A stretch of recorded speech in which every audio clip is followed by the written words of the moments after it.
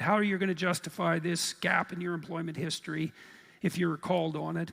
And if the answer was the person didn't know how to justify it, then we had to figure out what they might have to do to fix it so that they had a coherent story.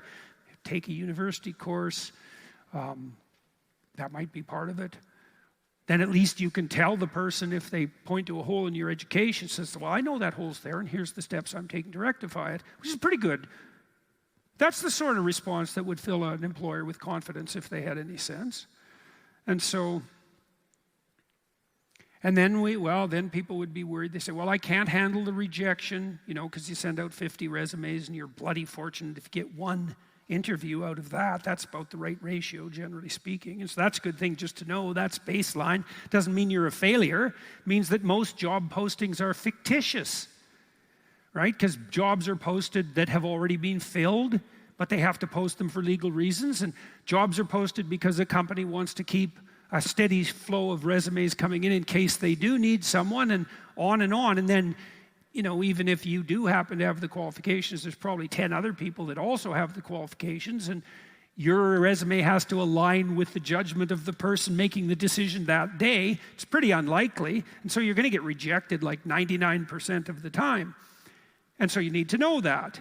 Maybe you'll get one interview for 50 job submissions, and don't take it personally. And so I would prepare people for that.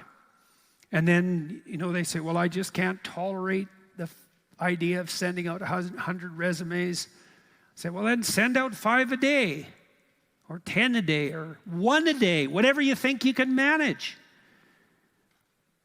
And then they'd say, well, I'm not very good in interviews. So I go, okay, well, that's another complicating problem.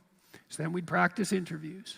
I'd grill them about their lives and watch their eye contact and how they introduced themselves, and torture them about inadequacies in their stories, and get them to the point where, they had a confident and compelling and honest story to tell. And that's all part of that strategy.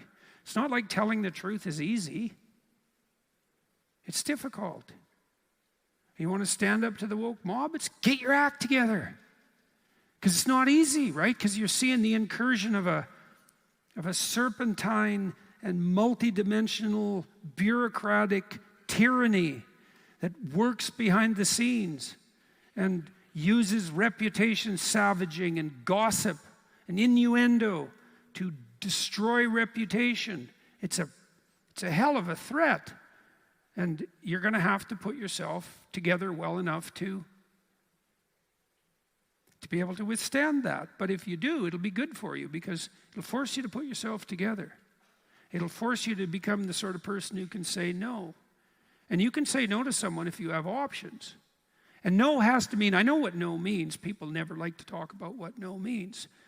No means, if you keep doing that, something you do not like will happen to you with 100% certainty. That's what no means.